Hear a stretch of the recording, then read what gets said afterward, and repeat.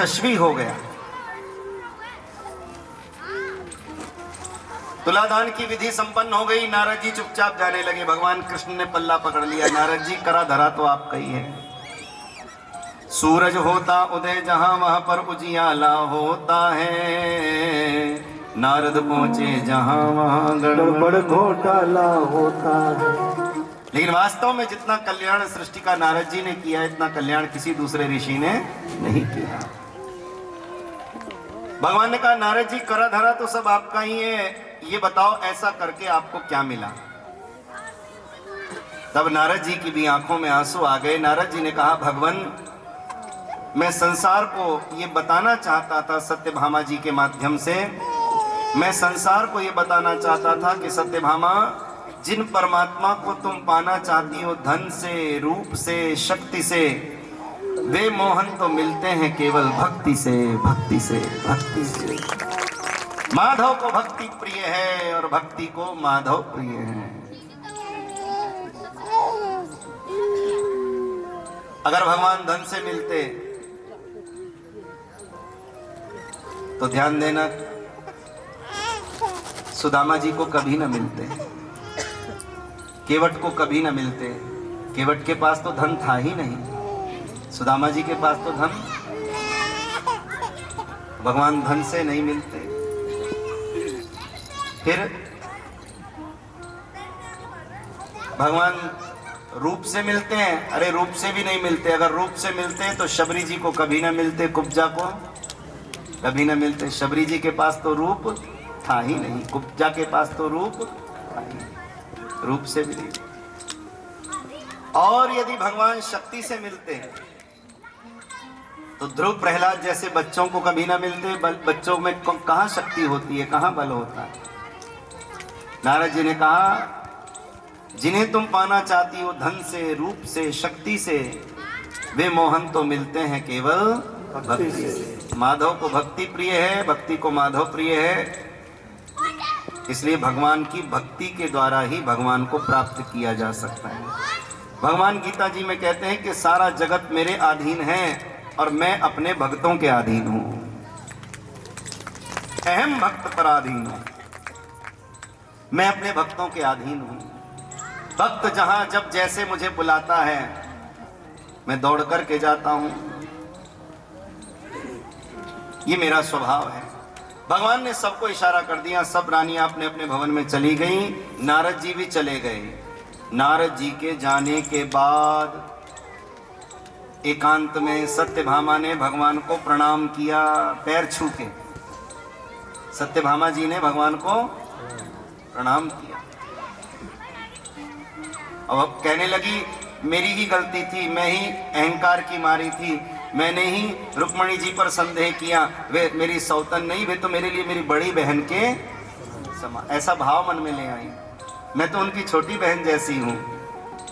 लेकिन ठाकुर जी जरा एक बात बताओ, चलो मैं तो उनके लिए छोटी बहन जैसी हूं, वे मेरे लिए बड़ी बहन जैसी हैं। ये हमारा बहनों का मामला है, हम आपस में अपने आप निपट लेंगी। पर जरा तुम बताओ। बोले क्या? बोले ये बताओ कि मेरे अंदर इतना अहंकार, इतनी में रूप गर्विता, लेकिन फिर भी ठाकुर जी मुझे आपकी पत्नी बनने का सौभाग्य प्राप्त हुआ। मुझे लगता है मैंने इस जन्म में तो कोई पुण्य नहीं किया। क्या मुझसे किसी जन्म में कोई पुण्य हुआ था जिस कारण से मुझे पति रूप में आप मिले? भगवान मुस्कुराए। भगवान कहने लगे, सत्यभामा, सत्कर्म कभी व्यर्थ नहीं जाता। देखने में सत्कर्म साधारण हो सकता है, लेकिन उसका फल बड़ा महत्व का हुआ करता है। गाय की रोटी निकालना एक सामान्य कर्म, सूर्य को जल देना एक सामान्य कर्म, माता पिता को, बड़ों को प्रणाम करना एक जगत का व्यवहार, सामान्य व्यवहार। एकादशी का व्रत रखना एक स्वभाव बन जाता है। ऐसे बहुत से साधारण से कार्य हैं। मछलियों को दाना डालना, पक्षियों को दाना डालना, छोटी छोटी अच्छी आदतें होती हैं हमारे अंदर। देखने में तो ये छोटे छोटे कर्म हैं, लेकिन इनका फल बड़ा महत्व का है, बड़ा अद्भुत है। जब कोई काम नहीं आता तब हमारे सत्कर्म काम आते हैं। दादी अम्मा भी कह देती बेटा कुछ लिया दिया आगे आ गया। बोलो जय श्री कृष्ण। जय श्री कृष्ण। जहां कोई काम नहीं आता वहां प्राणी के सत्कर्म काम आते हैं। भगवान कह रहे सत्यभामा तुम्हारे से एक सत्कर्म हुआ अनजाने में, तुम्हें पता भी नहीं, अनजाने में सत्कर्म हो गया। क्या सत्कर्म हुआ? बोले तुम पूर्व जन्म में एक साधारण कन्या थी, सामान्य बालिका, और मेरा एक मंदिर बन रहा था, हरि मंदिर। क्या बन रहा था? कौन सा मंदिर? हरि मंदिर बन रहा था।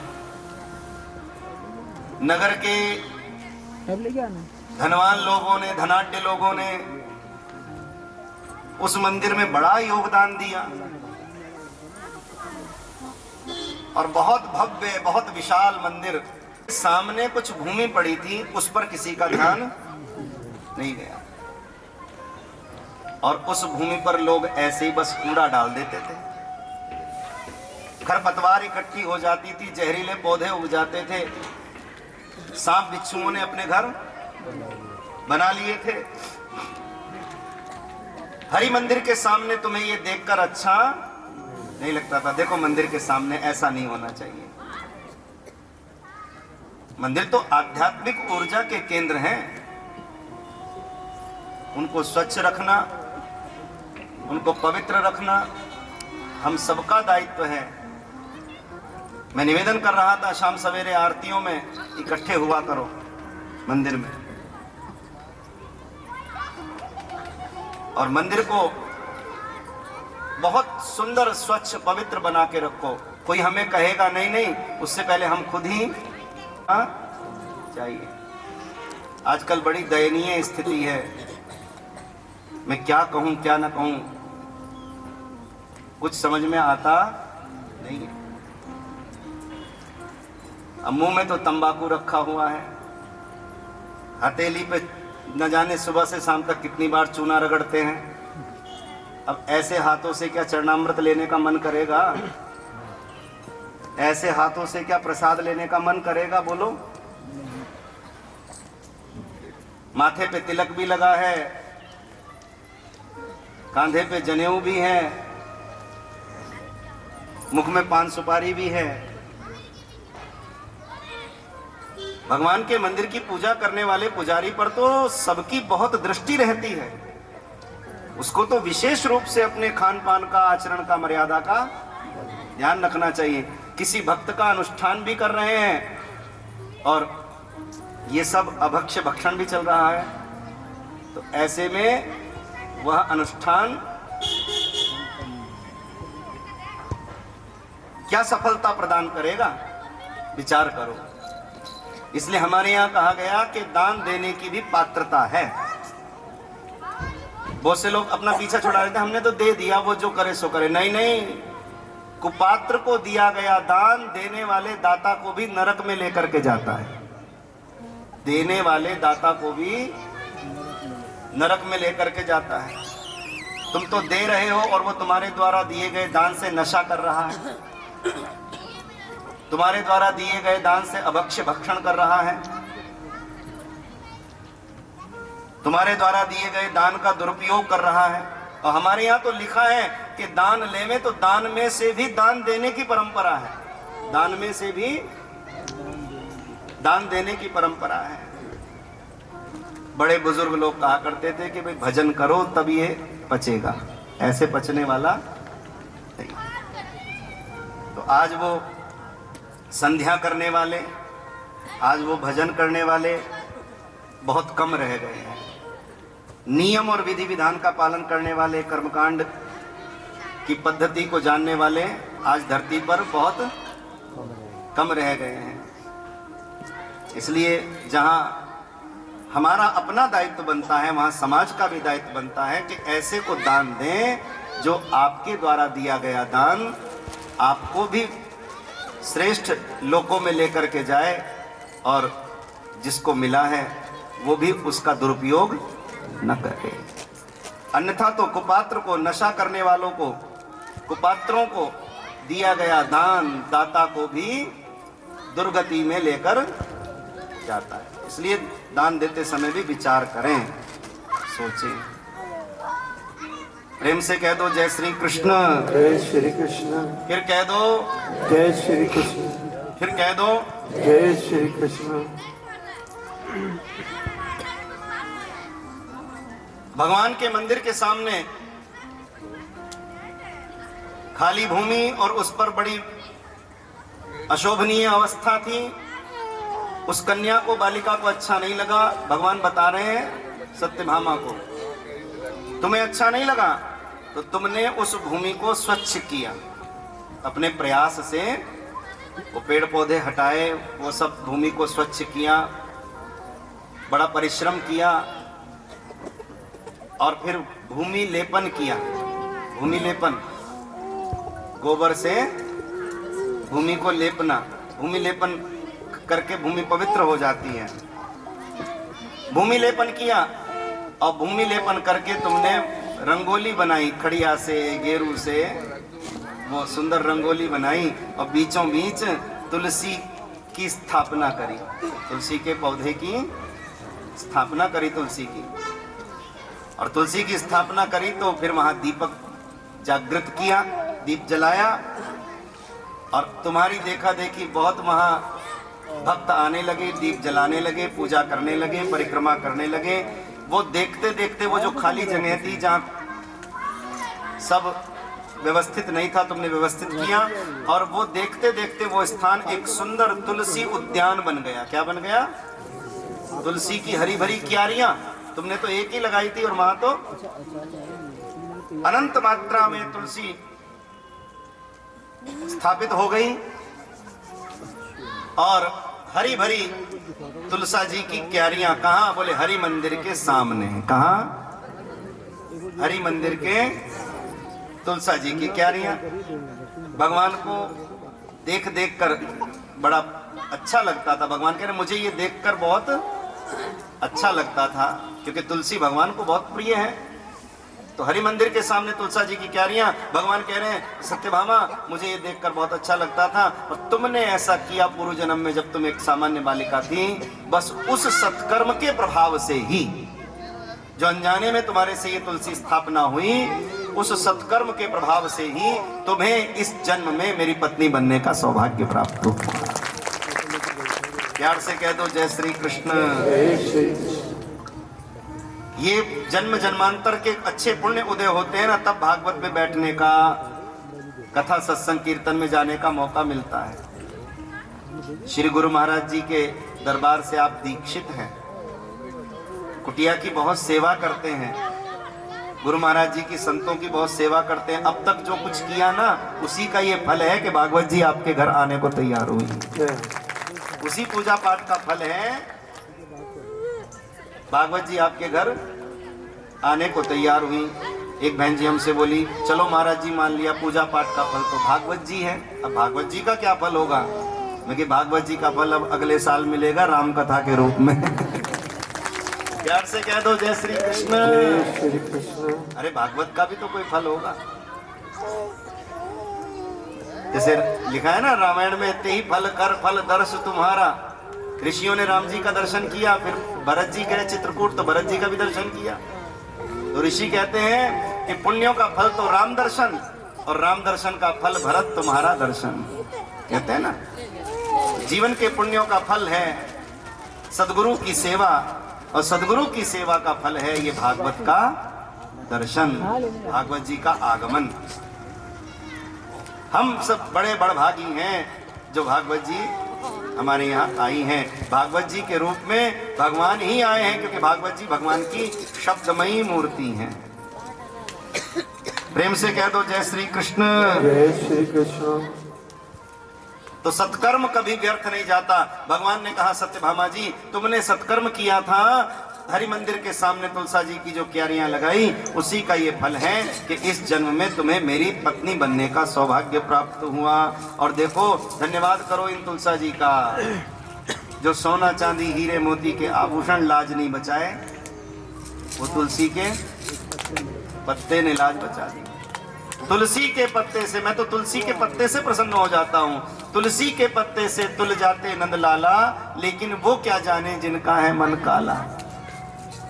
बहुत से लोग देखने में तो बड़े सुंदर लगते हैं, मन के बड़े काले होते हैं।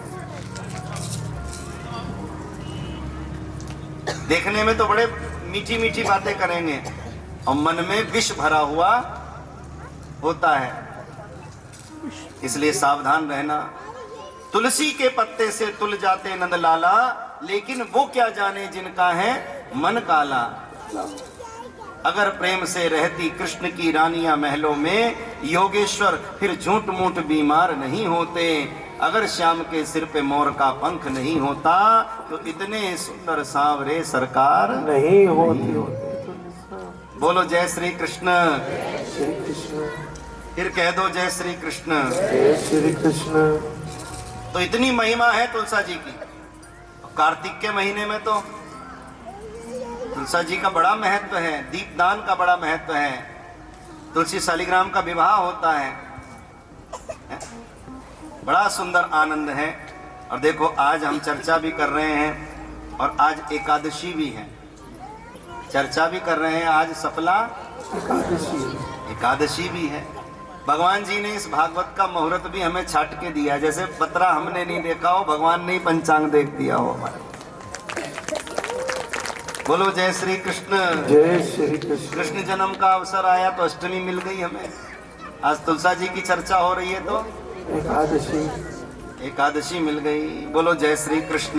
जय श्री कृष्ण। एकादशी का भी बड़ा महत्व है और तुलसा जी का तो महत्व है ही। हमारे यहाँ परिवारों में तुलसा जी को मात्र एक पौधा नहीं माना जाता, परिवार का सदस्य माना जाता है। दो बहनें वहां कोने पे खड़ी बातें कर रही थी, तुम्हारी तुलसा कितनी बड़ी? बोले हमारी तुलसा तो छोटी सी है। वो बोली हमारी तो अच्छी बड़ी है, खूब हरी भरी हो रही है। बातें तो तुलसा की कर रही थी, लग रहा था ऐसे जैसे बेटियों की बातें कर रही हूँ। हमारे यहाँ तुलसा जी को बेटी के समान माना जाता है। विवाह करते हैं धूमधाम से कार्तिक में तुलसी शालिग्राम का, इतना महत्व है। तुलसा जी जिस घर में होती है ना, कभी कभी परिवार में कोई संकट आवे, तुलसा जी अपने ऊपर ले लेती हैं, परिवार को आंच नहीं आने देती। इसलिए तुलसा जी की पूजा सेवा किया करो, है? लक्ष्मी जी का वहां निरंतर निवास रहता है जहां तुलसा जी की पूजा होती है। लेकिन तुलसा जी की पूजा श्रद्धा से, पवित्रता से करनी चाहिए। बहुत से लोग तुलसी से पूछो भाई तुलसी है तुम्हारे यहाँ? बोले हाँ है, लेकिन वो बाहर लगी होती है। बाहर जैसे और पेड़ पौधे लगे होते हैं वहीं पे बाहर ही, वहाँ तो नाली भी होती है, वहीं वो तुलसा जी भी लगी होती है घर के। नहीं नहीं नहीं नहीं, ऐसे नहीं। तुलसा जी को विधिवत स्थापित करके ऐसे ढंग से जहाँ उनकी पवित्रता शुचिता बनी रहे, उनकी सेवा पूजा करनी चाहिए। आनंद होगा। गीत गाती हैं हमारे यहाँ बहनें। मैंने एक गीत लिखा था तुलसा जी का, 2 पंक्तियां सुनाता हूं। एक दूसरी से कह रही है, ओ सखी लड़ मत तुलसा मेरी है। सखी लड़ मत है। एक दूसरी से तुम भी कह दो, तुलसा मेरी है, ये तुलसा मेरी है। तुलसा मेरी है, ये तुलसा मेरी है। सखी लड़ मत तुलसा मेरी है। सखी लड़ मत तुलसा मेरी है। सखी लड़ मत तुलसा मेरी है। सखी लड़ मत तुलसा मेरी है।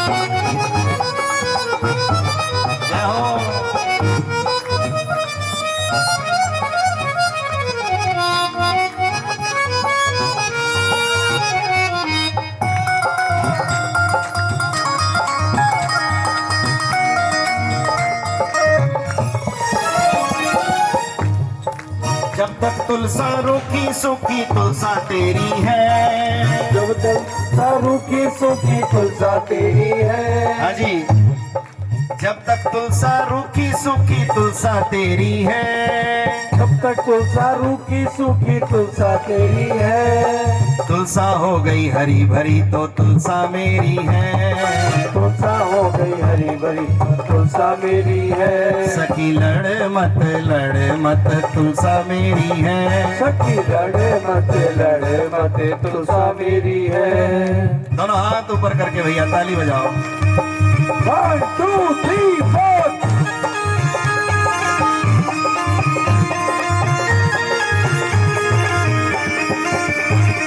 बोलो तुलसी शालिग्राम भगवान की जय हो।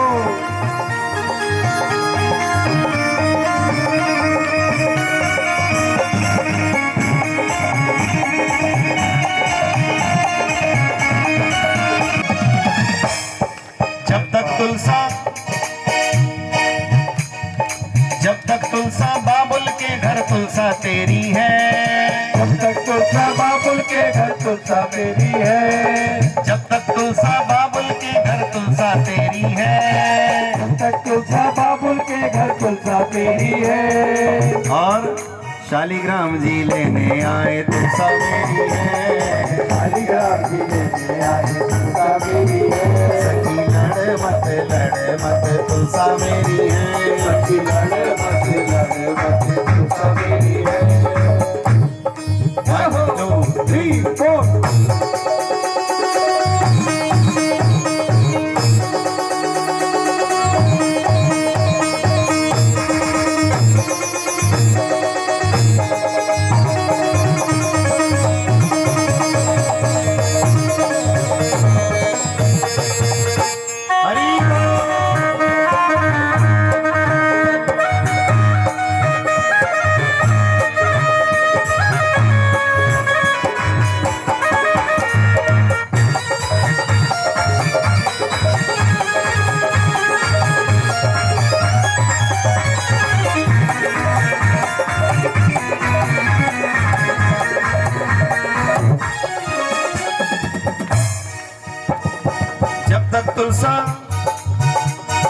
जब तक तुलसा गंगा किनारे तुलसा तेरी है। जब तक तुलसा गंगा किनारे तुलसा तेरी है। जब तक तुलसा गंगा किनारे तुलसा तेरी है। जब तक तुलसा गंगा किनारे तुलसा तेरी है। तुलसा रानी दुल्हन बन गई तुलसा मेरी है। तुलसा रानी दुल्हन बन गई तुलसा मेरी है। लड़े मत तुलसा मेरी है। सखी लड़े मत तुलसा मेरी है। जब तक तुलसा सावन भादो तुलसा तेरी है। जब तक तुलसा सावन भादो तुलसा तेरी है। जब तक तुलसा सावन भादो तुलसा तेरी है। जब तक तुलसा सावन भादो तुलसा तेरी है। और आया कार्तिक मास आया तुलसा मेरी है। आया कार्तिक मास आया तुलसा मेरी है। लड़े मत तुलसा मेरी है। लड़े मत तुलसा मेरी है। जय हो।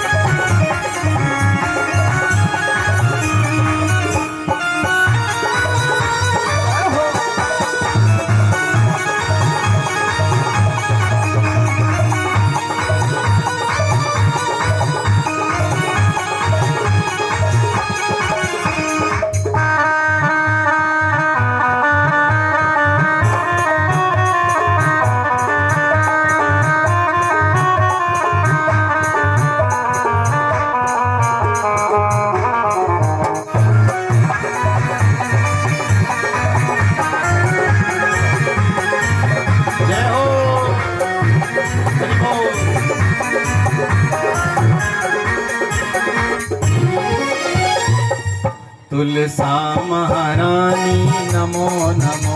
तुलसा महारानी नमो नमो। दोनों हाथ ऊपर करके जरा ताली बजा के नमस्कार कर लो, फिर आगे की कथा।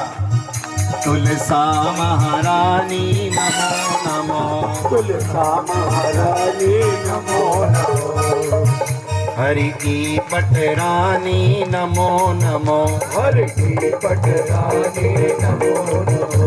शालिग्राम दीवानी नमो नमो। शालिग्राम दीवानी नमो नमो। सब विधि कल्याणी नमो नमो। सब विधि कल्याणी नमो नमो। तुलसा महारानी नमो। सारे बोलो। तुलसा महारानी नमो नमो। तुलसा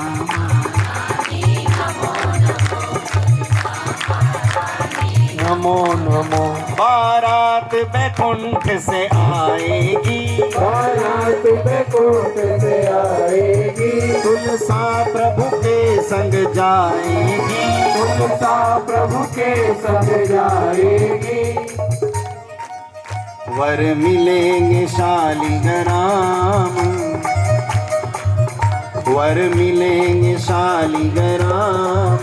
तुलसा तू किस्मत वाली है। वर मिलेंगे शालिग्राम। तुलसा तू किस्मत वाली है। ये तुलसा प्यारी प्यारी मैंने बड़े जतन से पाली है। ये तुलसा प्यारी प्यारी मैंने बड़े जतन से पाली है। मैंने बड़े जतन से पाली है। बेटी की तरह संभाली है। बेटी की तरह संभाली है। बेटी की तरह संभाली है। बेटी की तरह संभाली है। कहीं नजर नहीं लग जाए, बिटिया की तरह संभाली है। कहीं नजर नहीं लग जाए, बिटिया की तरह संभाली है। तुलसा प्यारी प्यारी मैंने बड़े जतन से पाली है। तुलसा प्यारी प्यारी।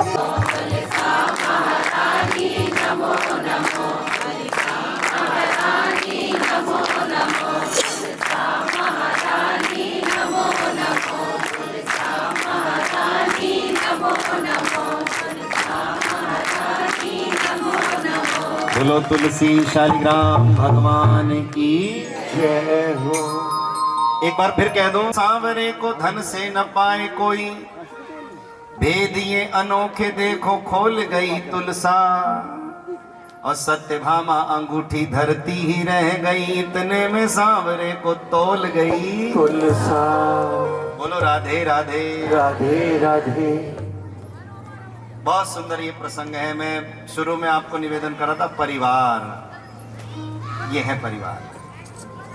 परिवार में कोई समस्या भी आती है तो विनम्रता से ही उस समस्या का समाधान किया जाता है। क्षमा बड़न को चाहिए।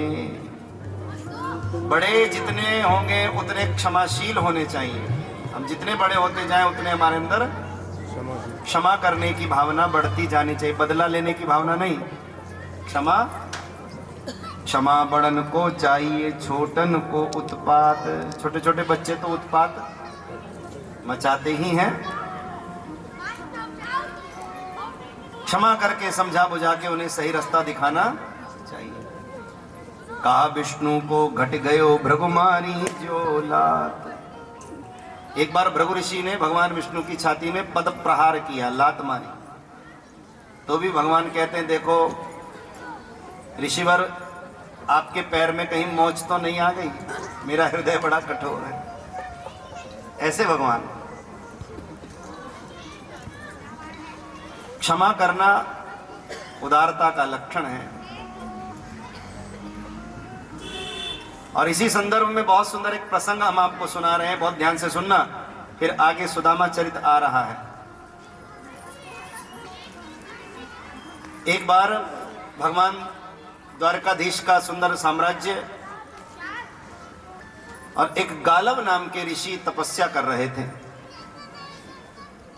एक चित्रसेन नाम का गंधर्व आकाश मार्ग से जा रहा था और उसने कुछ पान सुपारी खा रखी थी, तो ऊपर से उसने विमान में से थूक दिया, आकाश मार्ग से ऊपर से थूक दिया। वो जा रहा था, चित्रसेन नाम का गंधर्व,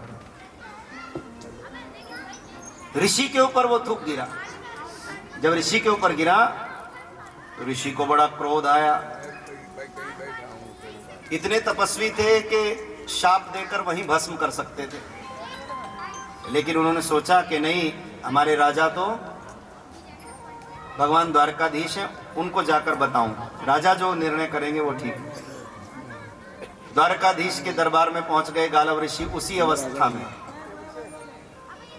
गंधर्व ने थूका हुआ है, उसी मैले अवस्था में भगवान द्वारकाधीश के पास पहुंच गए। भगवान ने मुनि को देखा, प्रणाम किया। मुनि बोले, ऐसे मैं खुश नहीं होऊंगा, तुम्हारे ऐसे प्रणाम करने से मैं खुश नहीं होऊंगा। बोले क्यों? बोले तुम तो प्रणाम कर रहे हो और तुम्हारे राज्य में मेरा निरादर हो रहा है, मेरे ऊपर थूका जा रहा है,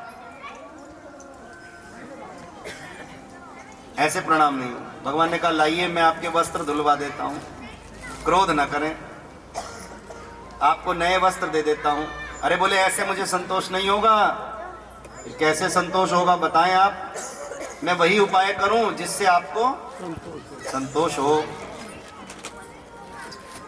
मुनि बोले, उसे मृत्यु दंड दो, जिसने मेरे ऊपर थूका है उसे मृत्यु दंड दो। भगवान ने कहा, ठीक है, अगर आप उसे मृत्यु दंड देने से ही प्रसन्न होते हैं तो मैं उसे मृत्यु दंड दूंगा, राजा को अधिकार है दंड देने का।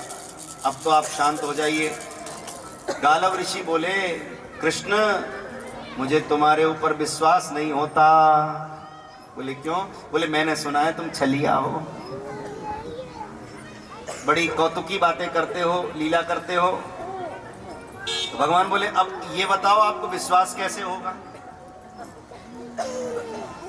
बोले विश्वास तब होगा जब आप अपने परम प्रिय किसी भक्त की सौगंध खा के कहोगे कि मैं अमुक भक्त की सौगंध खा के कहता हूं कि उसे मृत्यु दंड दूंगा। अब भगवान धर्म संकट में पड़ गए। बोलो जय श्री कृष्ण।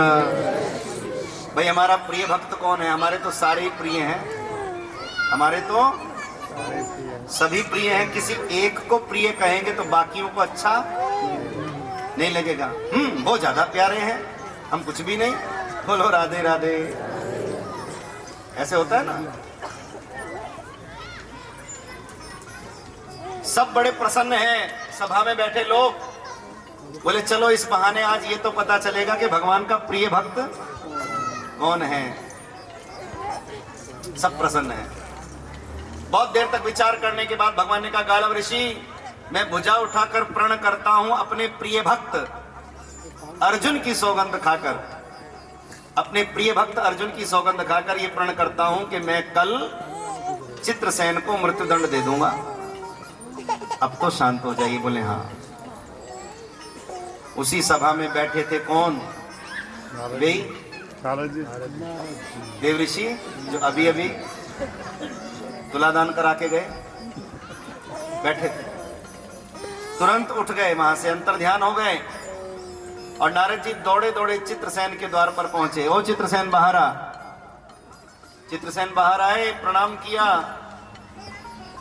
नारद जी ने आशीर्वाद नहीं दिया। बोले आज तुझे लंबी उम्र का आशीर्वाद देने नहीं आया, जो खाना है खा ले, जो पीना है पी ले, जिससे मिलना है मिल ले, जगत का व्यवहार करना है कर ले। बोले क्यों? बोले भगवान ने तुझे मारने की प्रतिज्ञा। भगवान बचाए तो कौन मार सकता है, और भगवान ही मारने की प्रतिज्ञा कर ले तो कौन बचा सकता है। चित्रसेन तो नारद जी के चरणों में गिर गया। नारद जी उलझाते भी आप हो, सुलझाते भी आप हो। जरा आप मुझे कोई ऐसा उपाय बताएं जिससे मेरी रक्षा हो। कौन बचाएगा? बोले कोई नहीं बचा सकता। भगवान से कौन बचा सकता है? फिर नारद जी ने उसके कान में कुछ युक्ति बताई। बोले एक है जो तुम्हें बचा सकता है। बोले कौन? बोले अर्जुन के पास जाओ। और जो कुछ उसके कान में कहा वो सब उसने अर्जुन के पास जाकर वैसा व्यवहार किया। अर्जुन के पास पहुंचा, मित्र मैं तुम्हारे पास आया हूं, तुम्हारी शरण में हूं, मेरी रक्षा करो। बोले क्या हुआ? बोले किसी राजा से झगड़ा हो गया। बोले कौन राजा है वो? बोले उसके तो बहुत नाम है, क्या बताऊं? एक नाम थोड़े, बहुत सारे नाम है। अच्छा। और बोले उसने मुझे मारने की प्रतिज्ञा कर ली। भैया मैं तेरे पास हूं, मेरी रक्षा कर। अर्जुन को अपने बाणों का, धनुष का बड़ा अभिमान। अर्जुन ने कहा ठीक है, मैं अपने प्राण देकर भी तेरी रक्षा करूंगा, क्योंकि शरणागत की रक्षा करना दाता का कर्तव्य है। चित्रसेन बोले भैया अर्जुन, मुझे तेरे धनुष बाण पर, तेरी शक्ति पर पूरा भरोसा है, पर आज तेरी बात पे भरोसा नहीं हो रहा। बोले क्या करूं, कैसे भरोसा हो? बोले तू अपने भगवान की सौगंध खा, तू मेरी रक्षा करेगा। बोलो जय श्री कृष्ण। अर्जुन ने कोई विचार नहीं किया, तुरंत बोले हाँ मैं अपने भगवान योगेश्वर श्री कृष्ण की सौगंध खाकर कहता हूं, मैं सब प्रकार से तेरी रक्षा करूंगा। अब सुरक्षित हो गए कौन? चित्रसेन। अब तो रक्षा करने का दायित्व अर्जुन का आ गया। भगवान ने अपने चक्र को आज्ञा दी और चक्र चित्रसेन को ढूंढ रहा है, कहां छिपा है? अर्जुन के महलों में छिपा है। अर्जुन के महलों की परिक्रमा करके भगवान का चक्र लौट आया। भगवान ने पूछा अरे तुम खाली कैसे आ गए? बोले आपका भक्त जिसकी रक्षा कर रहा है, मैं उसे दंड कैसे दे सकता हूं? तो तब स्वयं भगवान रथारूढ़ होकर, अस्त्र शस्त्र लेकर योद्धा की तरह द्वारकाधीश कृष्ण अर्जुन के द्वार पर आकर, महल पर आकर खड़े हो गए। अर्जुन को ललकारा, अर्जुन बाहर आओ। अर्जुन बाहर आए। अर्जुन ने ऐसे भगवान पहले कभी देखे? भगवान ने कहा देखो, गीता के 18 अध्याय तुम्हें सुनाकर युद्ध के लिए मैं तुम्हें प्रेरित कर सकता हूं, उसी गीता का आचरण करके मैं तुम्हें दंड भी दे सकता हूं, इसलिए सावधान। जिसे तुमने छुपाया है, जिसे सुरक्षा प्रदान कर रहे हो, उसे निकाल करके मेरे सामने लाओ, अलग खड़ा कर दो, मैं उसे दंड देना चाहता हूं, से निकालो। अर्जुन बोले मेरे जीते जी आप चित्रसेन का बाल भी बांका नहीं कर सकते ठाकुर जी, क्योंकि शिष्य तो मैं आपका ही हूं, मैं भी पीछे हटने वाला नहीं हूं। मेरे जीते जी आप उसका बाल भी बांका नहीं कर सकते, मैं सब प्रकार से उसकी रक्षा करूंगा। और अर्जुन ने कहा ठाकुर जी, उसकी रक्षा करने के लिए मैंने आपकी सौगंध खाई है। भगवान बोले तूने ये क्या किया? बोले क्यों? बोले उसके प्राण लेने के लिए मैंने तेरी सौगंध खाई है। सौगंध खा ली भगवान ने, भक्ति की। बड़ी विचित्र स्थिति उत्पन्न हो गई। भगवान बोले ठीक है, हम भी पीछे हटने वाले नहीं है। अर्जुन पहले तुम ही तैयार हो जाओ। अर्जुन भी तैयार हो गए, कृष्ण भी तैयार हो गए। सारी सृष्टि थरथर कांपने लगी, इंद्रासन डोलने लगा, पृथ्वी कांपने लगी। क्या होगा? अर्जुन और कृष्ण में यदि युद्ध हो गया, शस्त्र टकरा गए तो प्रलय आ जाएगी। नारद जी दौड़े दौड़े गए किसके पास? गालव ऋषि के पास, और जाकर कहा ऋषिवर, इस सृष्टि को विध्वंस से, प्रलय से आप ही बचा सकते हो। बोले क्या करें? बोले क्षमा बड़न को चाहिए। अपने छोटे बच्चे भी जाने अनजाने में अपने ऊपर गोद में भी कभी कभी मलमूत्र का त्याग कर देते हैं, तो क्या माँ बच्चे को दंड देती है? नहला धुलाकर उसे फिर स्वच्छ कर देती है। ऐसे जाने अनजाने किसी से अपराध हो जाए, इस प्रकार से क्रोध करना नहीं चाहिए। थोड़ा बहुत समझा दीजिए, उससे भी काम चल जाएगा। आप तो बिल्कुल उसे प्राणदंड ही देने को उतारू हो गए। कहने का तात्पर्य क्या है, कभी कभी हमारे घर में, परिवार में कलह की स्थिति क्यों उत्पन्न होती है? भाई हमें तो किसी कार्य को करने का बहुत अनुभव है, हम तो उस कार्य को 20 साल से करते आ रहे हैं, 50 साल से करते आ रहे हैं, हमारी तो जिंदगी बीत गई, उम्र बीत गई। अब ये बच्चे तो अभी अभी सीख रहे हैं ना, तो इनके किए में कमी मत निकालो।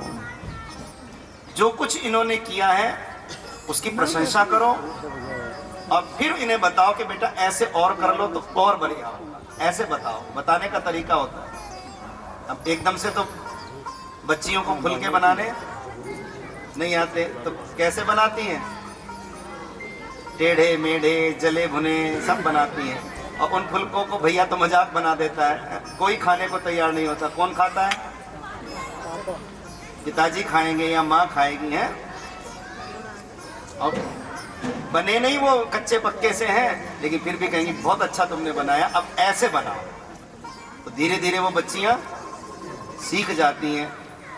और फिर जब शादी ब्याह हो जाता है और देखो उनके ससुराल में जाकर ऐसे गरम गरम गोल गोल फुलके, ऐसे पतले पतले फुलके, बस खाए जाओ, ऐसे घी बह रहा है ऐसे। अरे ये वही है गुड़िया है? बोलो राधे राधे। यकीन नहीं होता है? तो सीख जाती हैं, प्यार से सीख। अब तुम्हें तो ठाकुर जी की सेवा करते हुए बहुत समय बीत गया। बहू आई है, उसे तो अभी तो ठीक से सेवा करनी आती नहीं है, लेकिन फिर भी वो कर रही है, पोशाक पहना रही है, इधर के लड्डू गोपाल इधर बिठा दिए, इधर के इधर बिठा दिए, कोई इस मंदिर का सामान इधर का इधर हो गया, इधर। तो ऐसे उसके किए में कमी ना निकालो। बिटिया बहुत अच्छा किया तुमने, है? और कमी निकालोगी, मेरी लुटिया कहाँ रख दी, मेरी धूम बत्ती कहाँ रख दी तूने, तो मेरे ठाकुर जी ऐसे थोड़ी पोशाक पहनाते हैं, इधर थोड़ी बिठाते हैं, बांसुरी ऐसे नहीं है, ऐसे कमी निकालोगी तो वो कहेगी तो कुछ नहीं, मन में सोचेगी बुढ़िया खुद ही कहेगी तो कुछ नहीं, मन में सोचेगी। बोलो राधे राधे। राधे राधे। जितना कर रही है उतना भी नहीं करेगी। कहानी सुनी ना तुमने, भगत के बस में है भगवान। भवों से छूट गए भगवान जी, धड़क रहा सीना लल्ला का, मूर्ति में थे प्राण भगत के बस में है। बनवारी तेरी माँ नहीं पागल, पागल सारा जहान भगत के बस में है भगवान। देखो जो कर रही हैं, आज जब तुम भी आई थी तुमसे भी नहीं बनता था, अब ये आई हैं तो जैसे कर रही हैं वैसे करने तो बहुत अच्छा, बहुत अच्छा। धीरे धीरे करके अपने रंग में रंग सकती हो, लेकिन कमी निकालोगी तो काम खराब हो जाएगा। इसलिए क्षमा बड़न को चाहिए। बोलो राधे राधे राधे।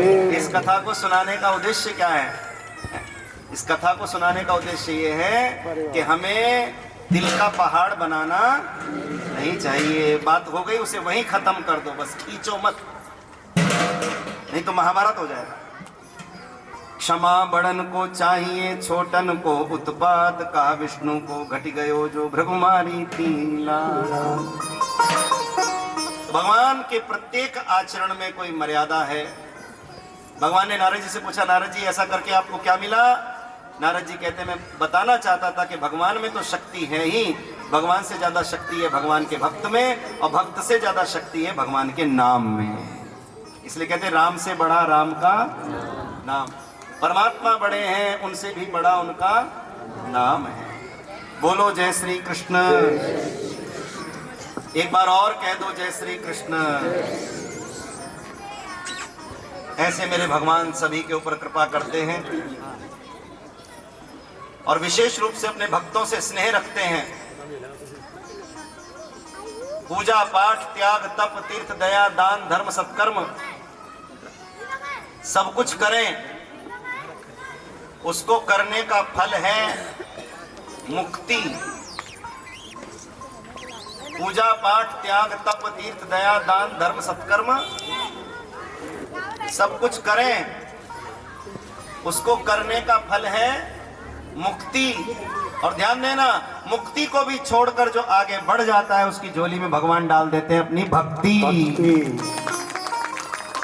किसी जन्म में आपने मुक्ति का भी त्याग किया होगा, जो अब आपको भगवान की भक्ति प्राप्त हुई।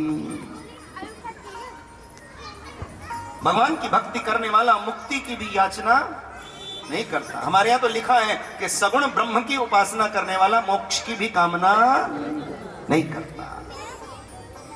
हमें मोक्ष नहीं चाहिए, हमें सगुण ब्रह्म साकार ब्रह्म का दर्शन और भक्ति सेवा चाहिए। प्यार से कह दो जय श्री कृष्ण। जय श्री कृष्ण। तनिक एक बार और कह दो जय श्री कृष्ण। जय श्री कृष्ण। तो भगवान भक्त के अधीन है। बहुत सुंदर प्रसंग आ रहा है, श्री भागवत का प्रसंग। बोले कौन सा प्रसंग? बोले सुदामा चरित। सभा में सिंहासन का महत्व है, सिंहासन पर राजा का महत्व है, राजा के सिर पर मुकुट का महत्व है और मुकुट में मणि का महत्व है। सभा में सिंहासन, सिंहासन पर राजा, राजा के सिर पे मुकुट, मुकुट में मणि का महत्व है। उसी प्रकार से भागवत जी के समस्त प्रसंगों में मणि के समान दैदीप्यमान प्रसंग सुदामा चरित जो मणि के समान चमक रहा है, ऐसा चरित्र। युग बीत गए लेकिन ये कथा ऐसी लगती है जैसे कल की ही तो बात है। ठाकुर जी की कथा ऐसी लगती है जैसे अभी अभी अभी तो कृष्ण हमारे सामने ही तो लीला करके गए, हमने देखा, अनुभव किया।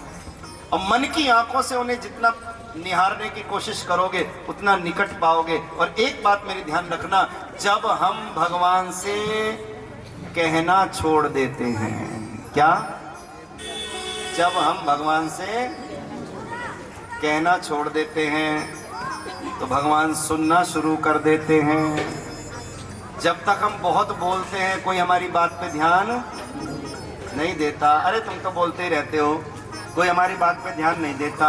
और बहुत बोलने वाला एक दिन चुप हो जाए तो सब परेशान हो जाते हैं, आज ये चुप कैसे हो गए, कुछ बोल नहीं रहे, नाराज हैं, तबीयत ठीक नहीं है, क्या बात है? होता है ना। इसी तरह से हम भगवान से कहते रहे भगवान ये दे दो वो दे दो, तुम तो सुनते ही नहीं हो, सबकी झोली भरते हो, हमारी कब बिगड़ी बनाओगे, बहुत कहते रहते हैं। भगवान को सब पता है कब क्या देना है। इसलिए जब हम भगवान से कहना छोड़ देते हैं, मैंने कहा अच्छा अब मैंने कहना ही नहीं है, अब मैंने, जब हम भगवान से कहना छोड़ देते हैं भगवान सुनना शुरू कर देते हैं। उसी क्षण एक कान लगाकर सुनना शुरू कर देते हैं। हम बहुत जगह भगवान की कथा कहने जाते हैं, उधर जयपुर में जाते हैं तो जो पुराना क्षेत्र है, पुरानी बस्ती की तरफ, वहाँ बड़े पुराने पुराने मकान हैं, 500-500 साल पुराने मकान, 200-200 साल पुराने मकान, ऐसी मोटी मोटी दीवारें मकानों की, उस छोटे छोटे कमरे, छोटे छोटे दरवाजे, दीवारों में आले बने हुए हैं। क्या आले तो समझती हो? बोलो आले। अलमारियां बनी हुई हैं, ऐसे 3-3 खाने बने हुए हैं।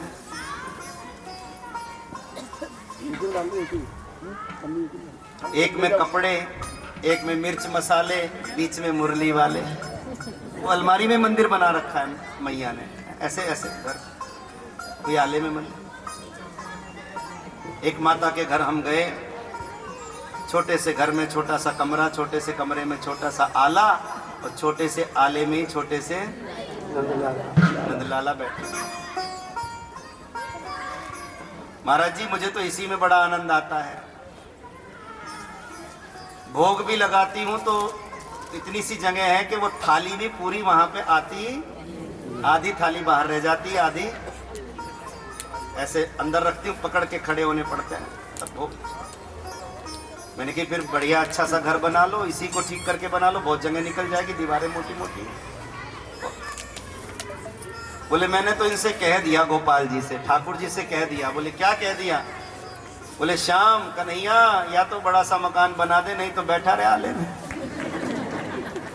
क्या कहा? या तो बढ़िया सा बड़ा सा मकान बना दे अच्छा सा, नहीं तो बैठे रहो आले, मुझे क्या, मैं तो पढ़ा हूं, जहां तुम्हें रहना है मैं तुम्हारी सेवा में वहीं रहूंगा। बोलो राधे राधे। राधे राधे। इसलिए मैंने तो लिखा था, मैं आपको, वो मैया बोली, मैंने लिखा बाबा बना दे बड़ो सो मकान। तो राजस्थान में गाते, नहीं तो बैठ आले में। बोलो बोलो खाटू नरेश की, बोलो श्याम प्यारे की। आज आपके मन में कोई कामना हो तो सोच लो, मेरा विश्वास है साल पूरा नहीं होगा, आपकी मनोकामना पूरी हो जाएगी, रास्ते खुलने शुरू हो जाएंगे। आपको दिखने लगेगा कि अब हमें हमारी मनोवांछित इच्छा की पूर्ति होने वाली है। और आज एकादशी है और खाटू श्याम जी का सिमरन हो रहा है। हारे का सहारा श्याम प्यारा। रे बाबा जी गा दो। बड़ो सो मकान नहीं तो बैठ, तुम्हारी आवाज सुननी है।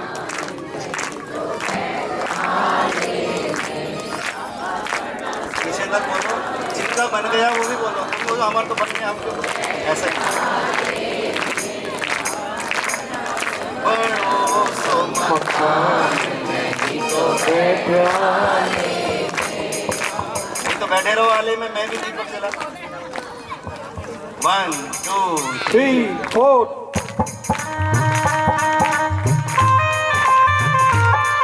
एक मिनट के लिए गाएंगे।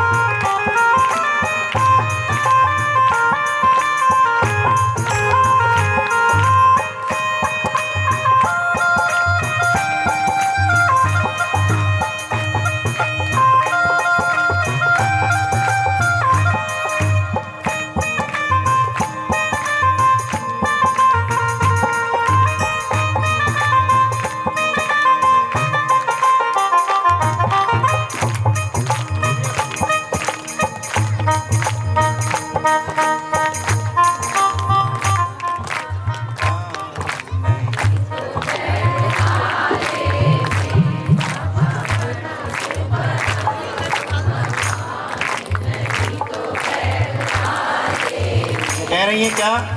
कैया खाने भोग लगाऊं, कैया आरती गाऊं। कैया खाने भोग लगाऊं, कैया। कैसे भोग लगाऊं, कैसे आरती गाऊं, क्यों? आधी थाली बाहर झूले, आधी मैं सरकाऊं। आधी थाली बाहर झूले, आधी मैं सरकाऊं। होता है ना कभी कभी छोटे से आले में थाली भी पूरी नहीं आती। कैया थारी करूं आरती, कैया भोग लगाऊं। कैया सारे करे आरती, कैया भोग लगाऊं। आधी थाली बाहर झूले, आधी मैं सरकाऊं। आधी थाली बाहर झूले, आधी मैं सरकाऊं। छोटे से कमरे में बोलो कीर्तन कैया होवे। छोटे से कमरे में बोला कैसे होवे। छोटा सा कमरा, उसमें कीर्तन कैया कैसे करें? और अगर टावर परिवार सारा आ जाए तो बाल बच्चे कहाँ सोए? समझ नहीं आता। ये भाव है, भाषा थोड़ी उधर की है। आधी थाली बाहर झूले, आधी मैं सरकाऊं। हाँ, आधी थाली बाहर झूले, आधी मैं सरकाऊं। छोटे से कमरे में बोलो कीर्तन कैया होवे। छोटे से कमरे में कैया होवे। आ जावे मेहमान जो कोई, टाबर कितकू सोवे। आ जावे परिवार को, टाबर कैसे सोवे। ऊपर नीचे पड़ो है सामान, सामान पड़ो ताले में। ऊपर नीचे पड़ो है सामान, सामान पड़ो ताले में। बाबा बना दे बड़ो तो मकान, नहीं तो बैठ आले में। ओ बाबा बना दे बड़ो तो मकान, नहीं तो बैठ आड़े में।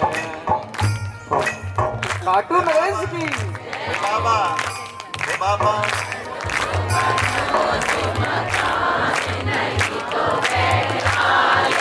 जोर से बोलो।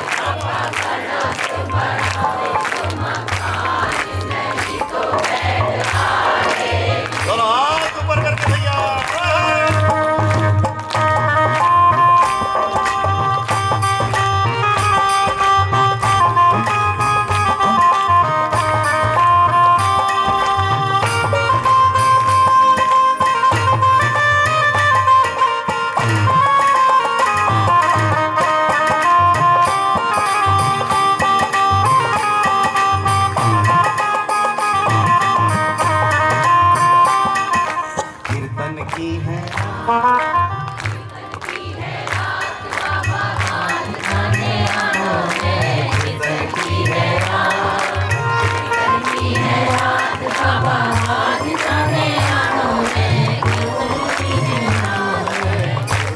है नाथ बाबा आज खड़े वो है कीर्तन की है नाथ। बोलो श्याम प्यारे की जय हो, खाटू नरेश की जय हो, हारे के सहारे की जय हो। प्रेम से कह दो जय श्री कृष्ण। श्री कृष्ण। तो आप सबकी मन्नतें मुरादें पूरी हों, ऐसा भागवत जी के चरणों में मेरा विश्वास है। ठाकुर जी निश्चित रूप से कृपा करेंगे। प्रेम से कहो जय श्री कृष्ण। तो भगवान से जब हम कहना छोड़ देते हैं, मैं आपको कह रहा था, भगवान से जब हम कहना छोड़ देते हैं, गोपी ने क्या कहा कन्हैया से, रोज कहती मेरे घर आना, तो ठाकुर जी आने को तैयार नहीं। अच्छा मेरी गली में मत आना, आएंगे जरूर। गली में तो आना पर घर मत आना, आएंगे जरूर। अच्छा आना तो जरूर पर माखन नहीं खाना, बोले खाएंगे जरूर। बोले माखन तो खाना, मुरली नहीं बजाना, बोले बजाएंगे जरूर। तो कहना छोड़ दिया ना, तो ठाकुर जी ने सुनना शुरू कर दिया। ऐसे ही जब हम भगवान से मांगना छोड़ देते, वे देना शुरू कर देते।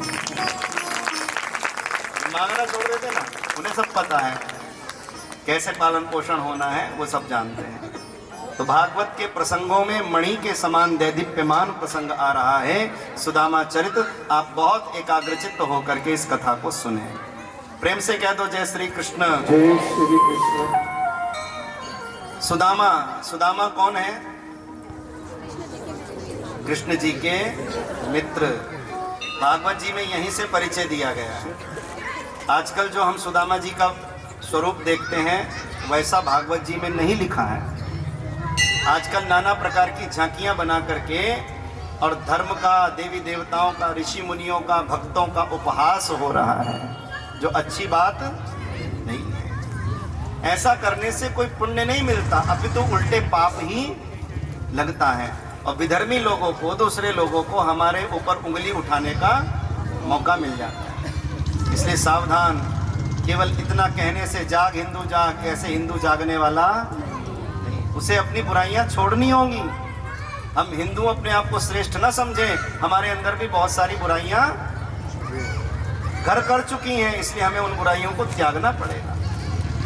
उन्हीं बुराइयों में एक बुराई ये भी है कि तरह तरह की झांकियां बनाकर हम अपने देवी देवताओं का, भगवानों का, अपने अवतारों का, महापुरुषों का, ऋषि मुनियों का, भक्तों का अपने आप उपहास कर रहे हैं और फिर अपने आप को धार्मिक कहते हैं। ना ना, इन बच्चों को क्या बताओगे कि सुदामा ऐसे होते क्या जागरण में? जैसे झांकी देखते तुम, ऐसे होते सुदामा? द्वारपाल धक्के मार रहे हैं, ऐसे होते क्या?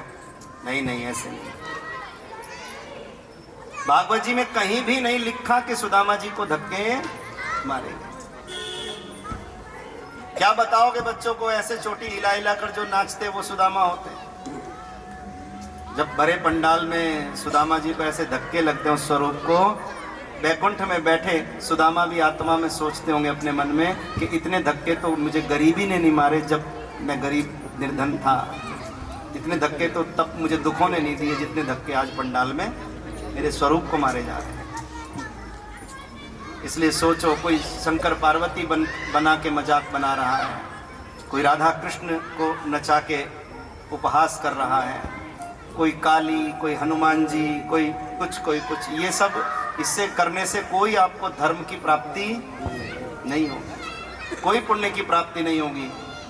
इससे तो अच्छा है आपके गली मोहल्ले में मंदिर होते हैं, मंदिरों में महिला संकीर्तन मंडल होते हैं, अपने घर में किसी महिला मंडली को बुला के कीर्तन करा लेना, वो कीर्तन बड़ा पवित्र होगा। लेकिन इस प्रकार की झांकियां बना करके धर्म का उपहास न करना।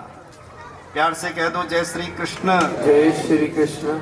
फिर कह दो जय श्री कृष्ण। जय श्री कृष्ण। बहुत विनम्रता के साथ मैं आपको कथा सुना रहा हूँ, सुदामा चरित। सुदामा कौन है? सुदामा जो कृष्ण के मित्र हैं। भागवत में जो सुदामा का परिचय वो सुनो। जो कृष्ण के मित्र हैं वो सुदामा हैं, वो सुदामा। ब्रह्म को जानने वाले ब्रह्म ज्ञानियों में जो सर्वोपरि है वो सुदामा। संतोष रूपी धन जिनके पास है वो सुदामा। परम जितेंद्रिय जो है वो सुदामा जी। इतना परिचय में उनके संबोधन दिए गए और बताया और बताया क्या, मुझे एक लगता है भाव कि सुदामा सुदामा सुदामा, अर्थात जो शुद्ध आत्मा वाला है वो सुदामा, जो शुद्ध आत्मा वाला है वो सुदामा। सुदामा। तो कहाँ तो इतना गौरव से भरा हुआ सुदामा जी का परिचय, और कहाँ ये उपहास वाली झांकियां, तो ये सब शोभनीय नहीं है। अब आप देख रहे हो भगवान की मधुर मंगल में कथा श्रवण कर रहे हो, आजकल तो कथाओं में भी इतना झांकियों का प्रचलन हो गया कि लोगों ने झांकियों को ही कथा समझ लिया, लोगों ने नाचने गाने को ही, झांकियों को ही कथा समझ लिया। 3 घंटे की कथा में कम से कम 3 बार झांकियां आ जाती है, 4 बार झांकियां। कथाओं को पढ़ो, उनका स्वाध्याय करो, उन पर परिश्रम करो।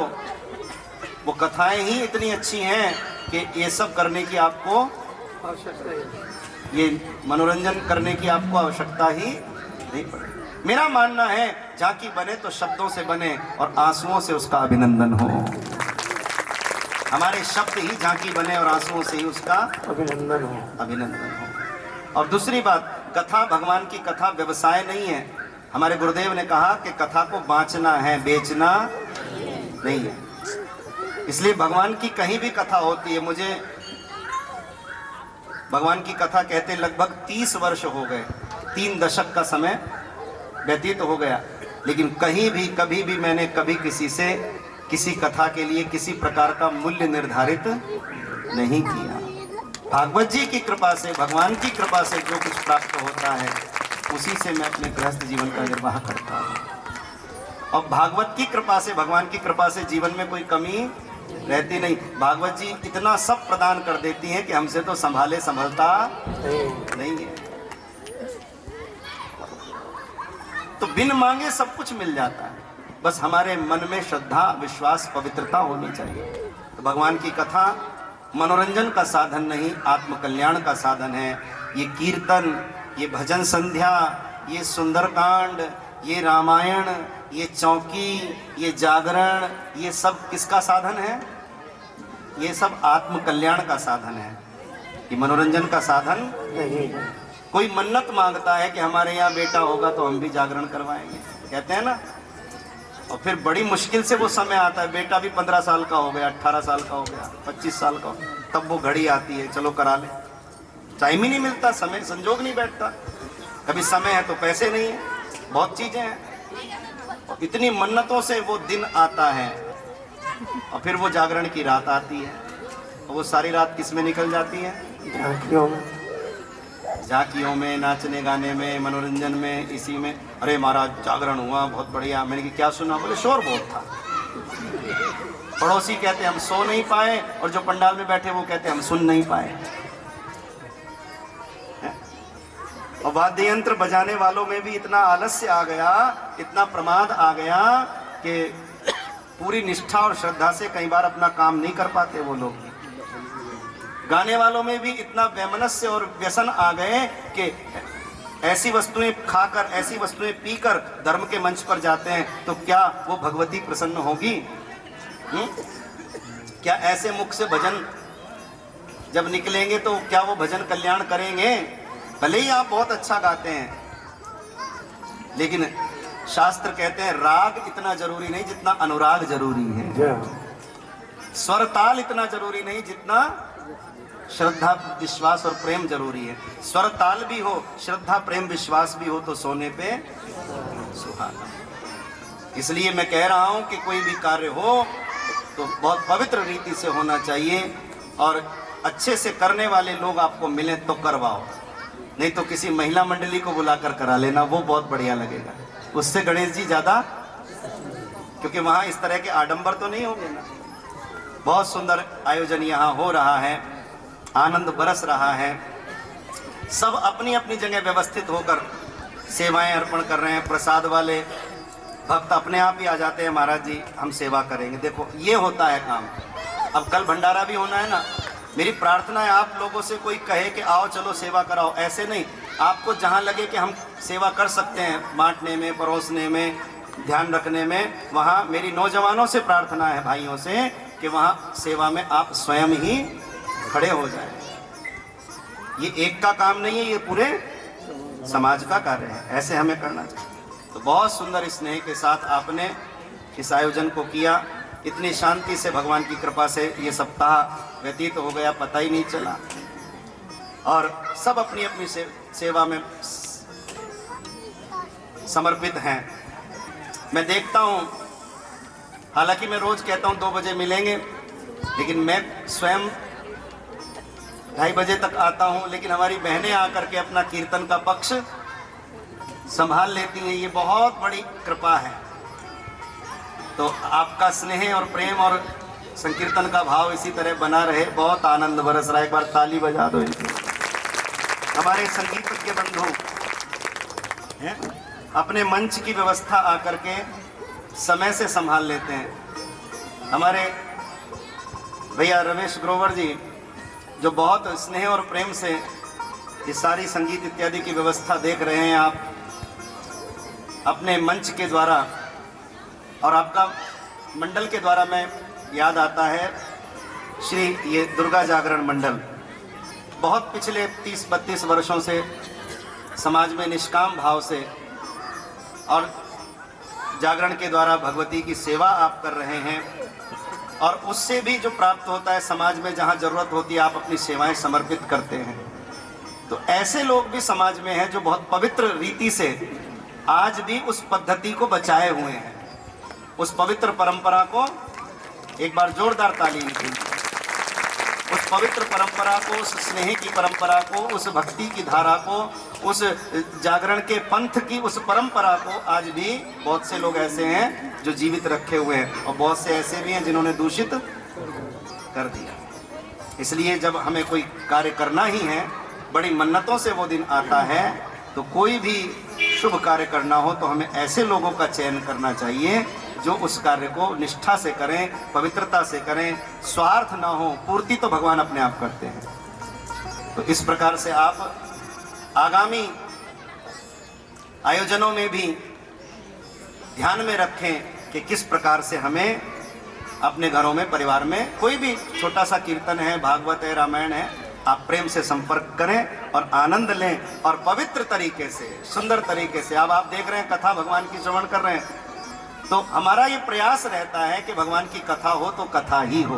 कि थोड़ा बहुत भजन कीर्तन इसकी आवश्यकता नहीं है, लेकिन फिर भी आज समय ऐसा है। और नारद जी ने कहा कीर्तन कथा का प्राण है, क्योंकि कलयुग के मनुष्यों के शरीर तामसी हैं, शरीर तामसी हैं, तो ज़्यादा देर भजन में बैठ नहीं पाते, तो थोड़ा थोड़ा उन्हें कीर्तन चाहिए। कीर्तन से जागृति बनी रहती है। तो यही भाव रहता है कि कथा हो तो भगवान की कथा ही हो, और कथा को बांचना है, बेचना नहीं है। और बस ऐसे ही देखो 30 बरस निकल गए, आगे भी जो समय है निकल जाएगा, सब भगवान पालन पोषण करेंगे। आप जो भी प्रेम श्रद्धा से अर्पण करते हो उसी से हम अपने गृहस्थ जीवन का निर्वाह कर लेते हैं।